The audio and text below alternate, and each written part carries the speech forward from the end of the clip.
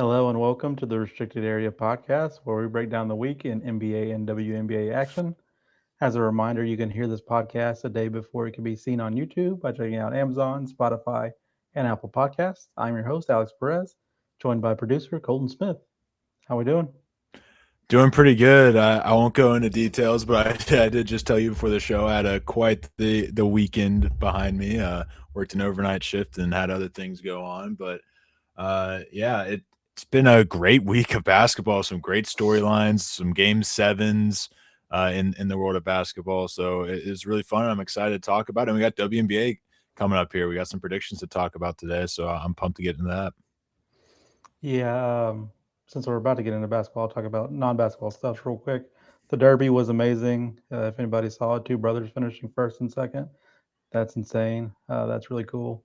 And I went to see the Kentucky Barrels, and they won on the final play on like a lateral because they were stuffed at the goal line on a quarterback sneak, and then they lateraled it back and took it in for a touchdown. So, an exciting weekend of sports, non basketball related, but it didn't compare to the basketball that we saw this weekend. So, let's go ahead and get into it. Another exciting week of pro sports. What stood out to you? Yeah, so I got the Knicks Sixers game on behind me on the TV, so I figured I'll start with the Celtics and the Sixers series. And quite simply, the Sixers, which I think was a point we made on this show, needed Joel Embiid to win this series, and Joel returned. What do you know? They win three straight, come back down 3-1, and take the series. And now they are something that, for now, I think as of 7 minutes into game one, they appear. I see Edgecombe. I see Maxi. I think I see Embiid. Yep, that's Embiid. They look pretty healthy to me. So we'll see if that lasts for the entirety of the game because you know how the Sixers go. But I mentioned VJ Edgecombe because he is going to create some interesting conversations when we go and look back at Mm-hmm. the draft class this year. I think he is going to give Cooper Flag a run for his money. I and that's because I am, Cooper Flag's biggest hater here. I don't hate him personally. I think he's a pretty fun guy, but like as a player, I have always been a little hesitant on him. I do see that he will be an all-star level player, but I'm not necessarily sure beyond that. But that part aside, 23 points in Game 7, as well as some of those threes were very, very clutch threes to keep the Celtics at bay, keeping them at arm's length. He's hooping very well when it matters most, and that is something that you love to see out of a rookie. Um, Not necessarily shades of, but I would say shades of Donovan Mitchell. Definitely not close, but definitely a very different situation than what Donovan Mitchell had in his rookie year. But still, just love seeing that in year one. And then my other storyline staying in the East was the other 3-1 blown lead, this time for the Magic. But I got to talk about Detroit first. Cade Cunningham, berserk, Oh, 45 yeah. points in game five. That was the turning point, but his stats are insane if you look at the series. I also got to give credit where credit is due. Tobias Harris is exercising his playoff demons. Philly fans were probably punching the air. 21 points per game, 8 boards from Tobias Harris in the playoffs. Somebody I've And he always believed really, in. you look at those. I'm not the only one, huh? But it was hard to believe in him in Philly, but I'm glad he's been able to turn it around here in Detroit and flip the script on all of that. But 30 points in game seven. I think he had like 8 in the Phillies game seven. That was like the breaking point for Philadelphia.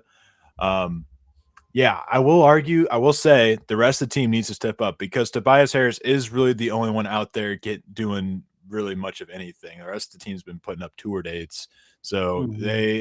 they're not overly reliant on having a bunch of offense. Like Cade Cunningham is their offense. I would like to see some better scoring from Duncan Robinson, some better scoring from uh Asher Thompson, I believe.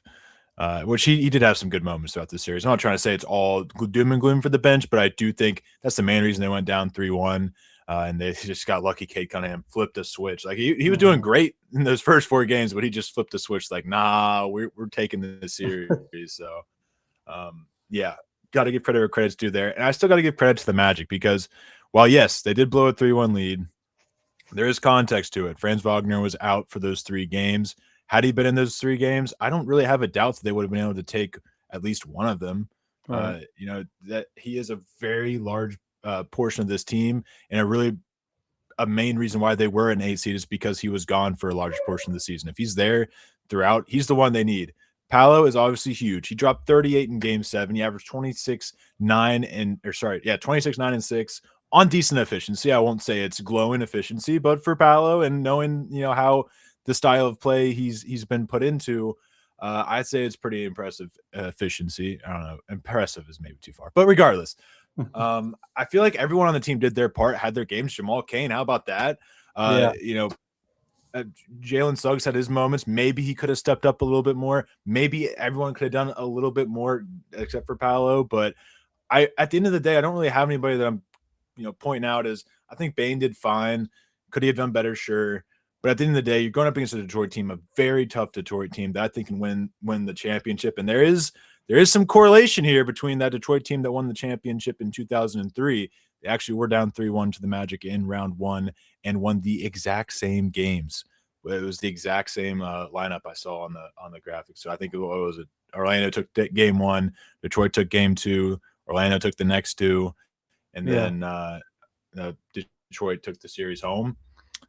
Alex knows better than anybody what happened that year. So who knows? I mean, it's a wide open East. There's no reason Detroit can't turn the corner and take it to the finals. But we'll get into that a little bit later. We got our round predictions picking up. But that's my storylines for this week. Would love to hear what you have to say about those 2 series and whatever else you brought. Yeah, for sure. First thing I wanted to hit on, going back to the Philly and Boston series, VJ Edgecombe playing like I thought he would in college, honestly. I was very high on him in college and really didn't live up to expectations there, but very much doing so in the NBA. So very happy for him. Again, we will get into it later, but a little worried about Embiid's health in this next series because they are a physical team to say the least. So hopefully that health can stay there for the 76ers so we can watch some fun basketball. But man, oh man, do we have some bad things here for the Celtics. 3 starters scored 0 in at game 7. Just can't have that. I know Jason Tatum wasn't there, so obviously not all your normal starters. Can't have it. This threes win the game just because of analytics. That offense may have just died because of the Celtics. They shot 49 of 179 from 3 in their 4 losses. That's below 40%. I'm sure you could put that together, but not very efficient basketball there. So the Celtics are in a rough spot. I mean, nobody expected much from them this season, but it's getting a little tough out there right now, especially if Tatum's not healthy. And then what was the other one you brought? Oh, the Magic. Yes, that was definitely one of my storylines. Shout out Cade because you spoke to his greatness at the end of that series. Some numbers for you. Games 5 through 7, he averaged 36 points, 5 rebounds, and 7 assists in those last 3 games. Oh, yeah. Did he do it efficiently? Yes. 52% from the field, 61 from 3, 89 from the free throw line. Just insane efficiency from a player, who was playing with a collapsed lung. So shout out Cade. Now we could talk about the Magic. It's rough. Game 5 was a classic. That was really cool. Paolo and Cade both scoring 45. But both go game 6. You have a 60-38 halftime lead, and go on to miss 23 straight shots. 23. That was 45 minutes of actual real time between field goals. And then you lose by 14 in that game where you're up 23.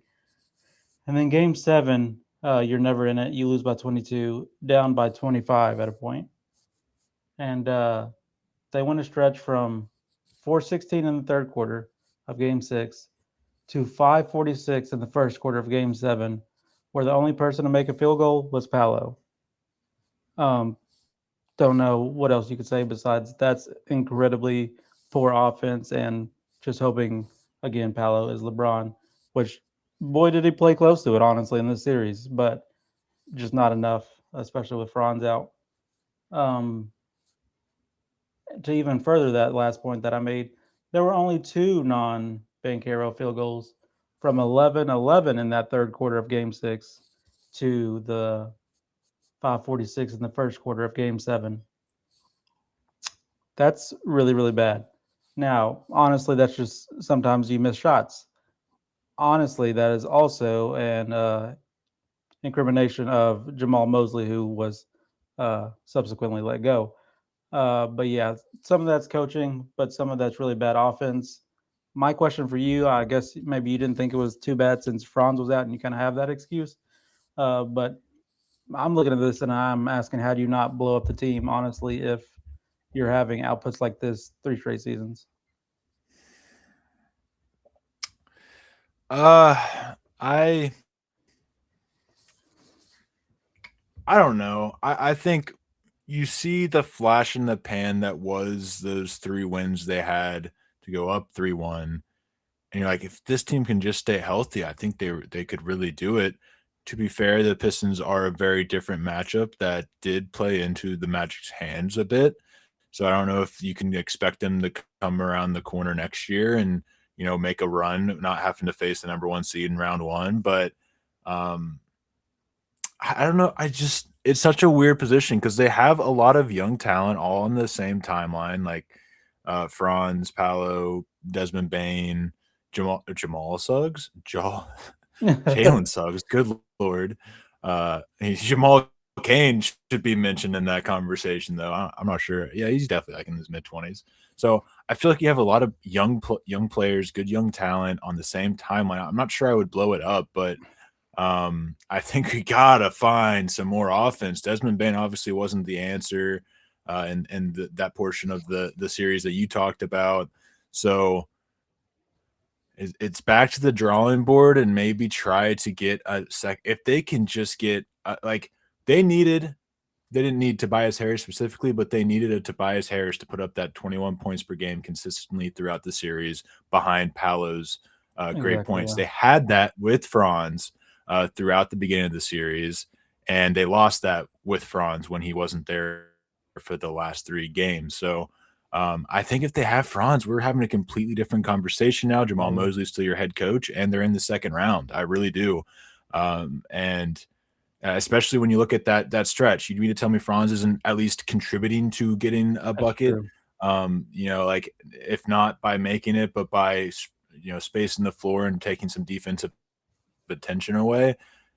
It's still that's a very ugly stat, but at the end of the day, I do think that Franz fixes all of that. I think it really can come down to one player in an instance like this, or the absence of one player. So I don't think it's doom or gloom for the Magic. I think they, especially, and I will say, I am kind of hesitant on Jamal Mosley. I wasn't a huge fan of his, especially with some of the comments he had made this season. So I think maybe if they can get the right coach to maybe bring some offense to this team, um, you know, you saw offensive stretches that looked really, really good. If the coach can bring that out of them more consistently than Mr.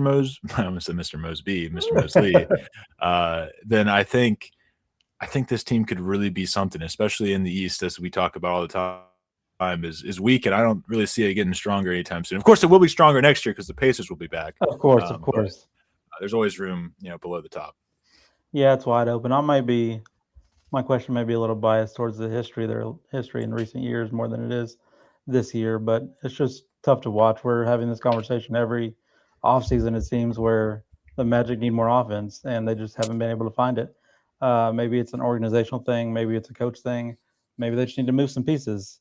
Don't know if you really have the assets to move pieces now that you went all out for Desmond Bain, but maybe you can find something. I don't know, but that game, those last 2 games were just incredibly hard to watch.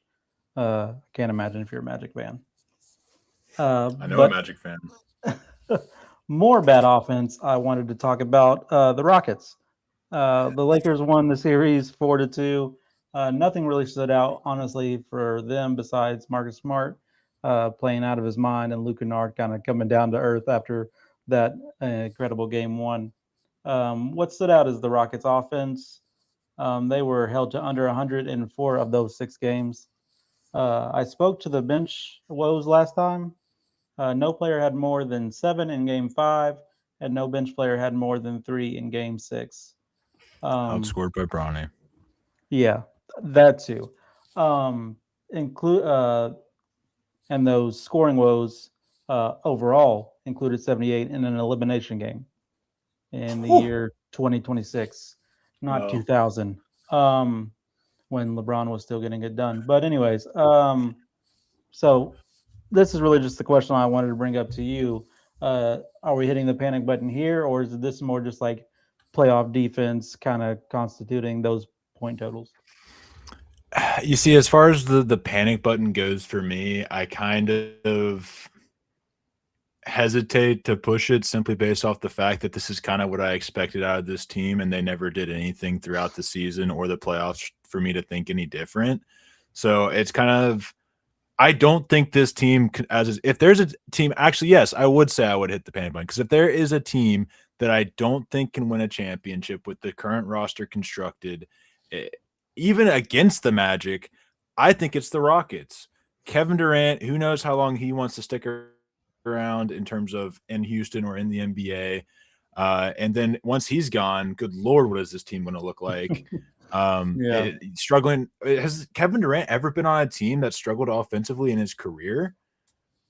Maybe I don't early think so. OKC days. Like Yeah, maybe. I, I was just too young to remember them at that point. So, uh, yeah, I don't know. I would say in that sense, yes. But then if I'm the Rockets, do I expect the Rockets to hit the panic button? No, is the answer that I'm looking for there. So I would absolutely. I think this is just kind of a lost cause. I don't think Alperen Şengün is a number one option. We talked about that a lot last week, so I won't dive into it any further. But um, yeah, I don't really see where this team goes after this. They have some good pieces. Obviously, they made it this far, but I just don't see that turning into a championship threat at any point. It's just kind of like, oh, they're a 4 seed or 5 seed or maybe a 3 seed if things go their way. But yeah. Fair enough. One, I did forget to mention that in my Lakers notes.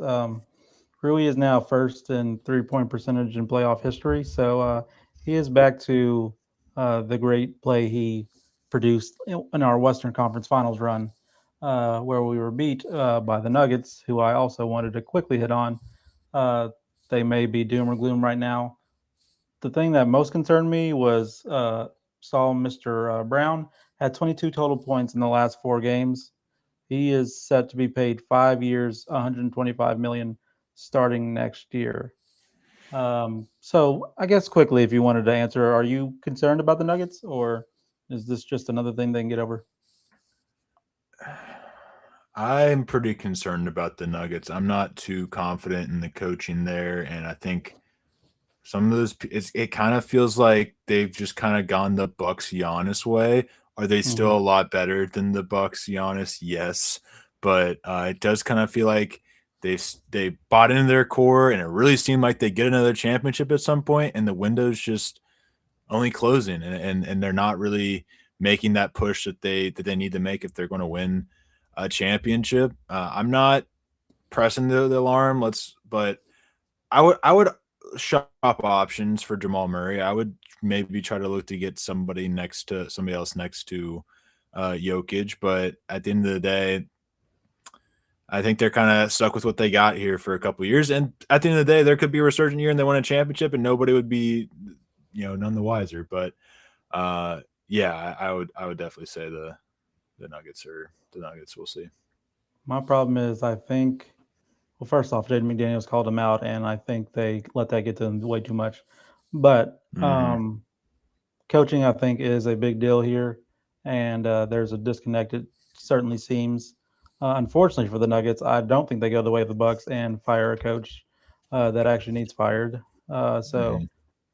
might be this way for a while. I saw something on Twitter about maybe Jamal Murray for KD. Wouldn't mind that so much. Um, I think that turns that offense obviously into something much more electric and consistent. But do they make that move? the Nuggets don't seem like a team that ever really panics, so I don't see that happening really. Mm-hmm. And then that pretty much sums up the playoffs so far. So we will go ahead and move on to where we usually have our power rankings. But this week we are talking WNBA with the season set to start on Friday. So me and Colton are just going to give our predictions for the Big Three awards. And we're going to start with Rookie of the Year. Colton, who you got? I got Lauren Betts. I think she is going to make the three teams that passed on her pay for what they have done. And I think she's going to be a driving force in the Mystics' rise this season. I just think all around she is the most pro ready of that Mm-hmm. like top pack when I'm looking at the odds. I could be proven wrong for sure, but I'll bet on Lauren Betts. I'm sure that's the first time anyone's ever said that before. That's a very good one. One I would have picked originally, but I started looking at things, and I think I'm going to go with Olivia Miles. Listen, I do think that Minnesota made a mistake by not picking Betts, and they will regret that over time. But right now, they need scoring. Nafisa Collier might be out for a long period of time. And so that gives Olivia Miles pretty much a green light. And when you have that, there's a lot better chances of winning Rookie of the Year. I do like Lauren Betts, obviously, but she's on a very deep and talented young Washington team. She may That's have fair. take some time to find her footing. And then AZ Fudd, that may be everybody's prohibitive favorite. She's behind Paige Beckers and Arike Agumbawale Hmm. as the third option. So I don't think those stats are really going to correlate with the Rookie of the Year numbers. So I got Olivia Miles. Lauren Betts, I would say, ends up being the best player in this draft class, but I think Olivia Miles this year takes the Rookie of the Year. And then the next one we have is Defensive Player of the Year. What you got? So I went Aja Wilson here. I will spoil and say I don't have her as MVP, so I think she will get that DPOY. And she would have been my MVP pick if I had as much confidence in the team success as I did last year, even though they, for a while there, didn't look like they were on that path. But no, regardless, DPOY for Aja Wilson, I don't think I really need to explain it. She is one of the best defenders, if not the best defender in this league. And yeah, I think that's highest odds. I'll just take the chalk pick here for DPOY. I got a curveball for MVP. So I'm thinking voter fatigue sets in some point. Maybe the WNBA doesn't have that. They have like actual good ethical voters see. because Asia probably wins it again. But my pick is Angel Reese, somebody who's been underappreciated and often overlooked, mocked. She's now on a good team. So look out. She'll be determined to prove her value, obviously. So big shoes to fill with Griner leaving town. But I feel she can have close to as much of a defensive impact and on a good team that's obviously bound for the playoffs and not bound for what Chicago was bound for last season, is in a better spot to kind of highlight her and give her the accolades she finally deserves. So I think she will fit into that role seamlessly, and she again finally gets that recognition. Can argue And with that. then the most important one, MVP. Who you got? My 2026 WNBA most valuable player is going to Sabrina Ionescu. Okay, I like that. I think she will solidify herself as the best player on the Liberty this year. Not trying to dog on Stewie. She's been the best player on the team for a couple years. But I think this is the year Sabrina takes the leap. I think the Liberty will be the best team in the league. And I think she will get the MVP accordingly. Now, I say that knowing that Caitlin Clark simply has to exist to probably get that MVP. Um, but I don't care. I'm going out of left field here, even though I picked the chalk pick last year. I wanted to go out of left field this year, and I'm feeling Sabrina in a very uncertain year for the W. So, yeah. Listen, you know ball. I was honestly this close to picking Sabrina because Okay. word came in today that Natasha Cloud actually signed with the Sky. I thought she would stick with the Liberty, but now Sabrina is probably going to be running point there in New York. So Mm-hmm. that has found success, at least in the regular season for them. So I think she'll put up some pretty gaudy numbers on a team that is stacked. So I love that pick. But as you said, the prohibitive favorite, and again, voter fatigue probably sets in here for Asia. So give me Caitlin Clark. I believe some people may have looked at Caitlin Clark and thought maybe overrated, or the team around her was much better than they were given credit for, just because they exceeded expectations in the playoffs, pushing the Aces to Game 7 of the semis last season. Shout out to them. But I think Caitlin Clark is about to remind the league why she is one of the top players in the league. Um, yeah, so Caitlin Clark, I think this is her year to finally win it. I think she is going to be more than ready after a injury-filled season last year. Can't argue with that. And now we will go ahead and move on. Oh yeah, but back to your Liberty point, I think they won the championship. We didn't really put that in there, but I think the Liberty still takes the championship. They're my pick as well. But now it's time to pick our NBA winners here in the second round for our NBA pick'em. We'll go ahead and start with the series that's on in our very rooms, the 76ers and the Knicks. Colton, who you got? They had to go to commercial break, so I can't see what game one's looking like. I think last I checked, it was pretty close. I actually have Philly winning this one in 6. I think they're going to take the upset. I think this is going to be Joel Embiid's best chance at the championship. I don't know how close he'll get, but I think he'll get to the conference finals, which is the first time in his career, right? Yeah, for sure. Wow. I mean, there was the Kawhi year; he almost made it there, but yeah, he was Kawhi Leonard away. That was tough. Hell, making a championship even there, that could have been his championship chance with Jimmy Toronto Butler. Rims. Toronto rim sums up there. I don't know. Something about those Toronto rims, huh? Yeah, and that's pretty well the reason Toronto didn't win that Cavs series is because they didn't play. They didn't have the higher seed. If they would have the higher seed, man. Anyways, getting back to the series at hand here, though, I feel like the Knicks are just too wishy-washy for me, and I just really like what I saw from the Sixers in that 3-1 comeback. I think they're going to ride off that momentum, and so long as they stay healthy, they will win. But I do think they got to get it done in 6. I don't know about Game 7 in Madison Square Garden. It's not the Pacers, so that's really about the only team I think could maybe win that one. But I also wouldn't be surprised if the Sixers pulled it off in 7. But I want to go with 6 because I think that increases the likelihood of the Sixers taking it home. Fair enough. I think I'm still drinking the Kool-Aid and falling for delusion of the New York Knicks succeeding in the playoffs. So I'm going to go with the Knicks here in 6. I think Embiid, obviously, fantastic player, tore the Celtics up. But I feel like he is less of a factor in this series when you can throw Mitchell Robinson and Cat at him sometimes. Cat, when he decides to play defense, can be pretty good. But yeah, you have that. And then you have the Knicks guards who I feel are more experienced, obviously, in these situations, especially when you're depending on an Edgecombe who has proved he can do it, but can he sustain it for round after round? We will see. But I'm trusting those Knicks guards more and the defense in the post from the Knicks. So I got the Knicks in 6. The next one we have is the Cavs and the Pistons. You got? I have the Pistons in 5. I also liked what I saw in the 3-1 comeback, and I think Cade Cunningham is going to have his who's guarding Cade Cunningham? The Magic at least had people to guard Cade Cunningham. Yeah. Jalen Suggs can guard Cade Cunningham when as much as anyone can. Just James, is Donovan Mitchell finally going to sit in a chair again like he did early on in his career? We'll see about that. That's tough.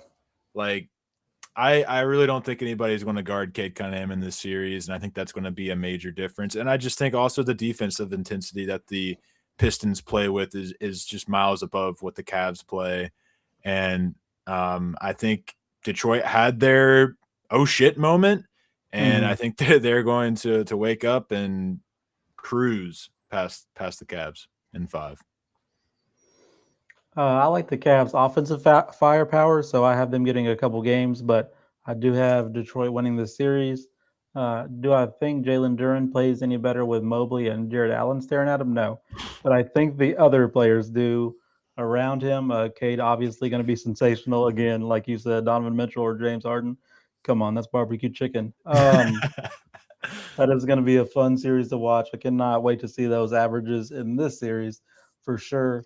But things that are also standing out to me, I think the others play well, and the Pistons, I just don't think they have enough defense because they're not even good as defensively as the Magic were. And I know the Pistons are very excited they're not in that cage match anymore. So I think the Pistons win this one. I think the Cavs take 2 games. Give me the Pistons in 6.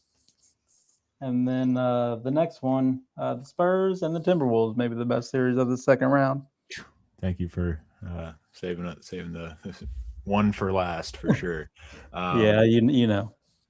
Yeah, Spurs and Timberwolves. I mean, this series could go one of two ways. Is Ant? Have you heard anything if Ant could potentially come back? Ant is playing in game 1. Oh, he is. As far as the last Shams report I saw, he's playing in game 1. I apologize, folks. I have unfortunately detoxed myself from Twitter. I just can't anymore. I get stuck in like just these terrible threads, mostly about sports, but just like, why am I reading this? This has nothing to do. And it's just like random. Regardless, so I have definitely am behind on a lot of stuff. I typically try to get a quick look at Twitter before I get on here. I just didn't have time today. All right, Ant's back. So this kind of changes things. Nah, it doesn't. I'm still going Spurs in 6, just grimacing a little bit as I say it, because I know Anthony Edwards can tell me to shut the bleep up and show these, but it is very different. This Spurs team is not complacent like the Nuggets team was. Mm-hmm. I feel they are better coached. I feel they are overall just better than the Nuggets, hungrier than the Nuggets, if you will. And not to discount the hungriness of that Timberwolves team, but this is by far the best series this round now that I know that Ant's back. So we'll see. Ant might be a little slow to start, and I think that might be just the slippage that the Spurs will need to get games 1 and 2. You know, I'm sure the Timberwolves will take a game or 2 at home, but I think the Spurs will get it done in 6. But we'll see. Never can doubt Ant. Yeah, going back to their last opponent, Jokic, one of the best players in the league. Obviously, we're not even sure if he likes basketball. One person who's very passionate about basketball, Victor Wembanyama. He has not cried in any series or big game that he has won. That man loves basketball with everything in him. So he is going to be very ready for this series, to say the least. And against his French counterpart, I think he's going to take that a little personally. And possibly Son. Yeah, I can. Might be Son by the end of the. Yeah, my notes I had Ant possibly plays in game 1, and I just checked ESPN. He is no longer on the injury report, so he will go in game 1. I do think he ends up not rusty, but he's definitely not going to be 100%. So I think he is going to be a little slow and maybe a little off tonight in this one. So I think the Spurs obviously take advantage of that with their young, hungry team that is very deep. I do think Minnesota, with their experience, they've been here before. They know what these moments kind of call for. So I do think that gives them a couple games, but I think the Spurs overall, their talent, they're just destined to at least make the Western Conference Finals. So give me the Spurs in 6. And in all fairness, Rudy Gobert has been playing out of his shoes a bit. Definitely in that Nuggets series, for Rudy Gobert standards. Yeah, so for like sure. I will give him credit where credit is due. He played as good a defense as anybody really can against Jokic. Had Jokic putting up 2 or dates in a couple of those games, and did decently offensively too. I mean, so I mean I got to give credit where credit's due as Rudy Gobert's biggest hater. Really for no reason other than like he's a DPOY who is a defensive liability in the playoffs. So I think that actually is a pretty valid reason. But yeah, I will give credit to Mr. Gobert for a well-played series, but he has his work cut out for him this series. That's for certain. I would like to challenge you as his biggest hater, but anyways, we will get to that another day. Another point, he played well offensively. He was hitting Jokic with a couple dream shakes. I don't think he's going to do that against Vic. So It really took Gobert 10 years in the NBA to finally learn what a dream shake was. Yeah. And Ayo Dosunmu is out game one. Who knows how long he's going to be out with that calf injury? You don't rush people out back from calf injuries now. We've seen what happens when you do that. So take your time, come back better next season if that's what it comes down to. But I think that's even more reason the Spurs are going to be able to take the series. Yep. And we have to talk about this last one. I mean, we don't have to if you don't want to. But the last I don't got any notes for this one. The last one, I have like 5 words in my notes. The last one is the Lakers versus the Thunder. Colt, who do you have? Oh, I'll just keep it simple for you, Mister. Wait, hold on. Since I haven't looked at Twitter again today, who on the Lakers IR is back? The same two. That the 41-year-old is going to be there, and then the guy with the headband who can't play defense, he's going to be there, but Luka will not. Okay, all right. Oh, there's like 3 people that came to mind when you said headband no defense, but yeah, I know what you're talking about. Mr. Headband without defense should help, but Thunder in 5. I don't want to talk about it, but I guess we have to. If Luka comes back in the series, which they say it's a possibility, we get 1. So I'm gonna stick with that optimism that we get that 1. OKC in 5. Yeah, I'm not staying up for these games. I will not be watching. I don't think any of these games. Got better shit to do with your free time. Yeah, maybe betting heavily on the OKC side. We will see. Anyways, it is now time for our shooting star, where we pick our baller of the week. Who do you have? None other than Cade Cunningham. Last 3 game stats you had mentioned was exactly the note I had put out for him. 36 points, 5.7 rebounds, 7 assists. And throughout the series, it was like a 32 points per game with the same rebound and assist stats. Incredibly efficient, as you mentioned. I think he was the best player in basketball for a 3-game stretch right there. And we'll see if he's able to continue that in a series where he's being guarded by, like you said, barbecue chicken. Yeah, great minds think alike. We both know ball. Mine is also Cade Cunningham. Who else would you give it to after a performance, especially down the stretch like that on a collapsed lung? Anyways, yeah, Cade Cunningham, you're incredible. I hope you continue to be incredible in these playoffs because it's really fun to watch. Well, I know you're going to continue to be incredible. I hope your team at least puts up some effort around you. But yeah, Cade Cunningham, good job. Unanimous shooting star. Don't know if that's ever happened. But yeah, that will do it for this episode of the Restricted Area Podcast. Thank you, Colton, for being on the show. Y'all make sure to follow the show's YouTube at CX Restricted Area. Follow the CX crew on all socials at CX Pod Network. You can follow me on Twitter at The Will Dill, Colton at Colt_45. That's 3 T's, by the way. Thank you all for listening and watching. And just like the Cavs record against the Raptors in the playoffs, be smooth.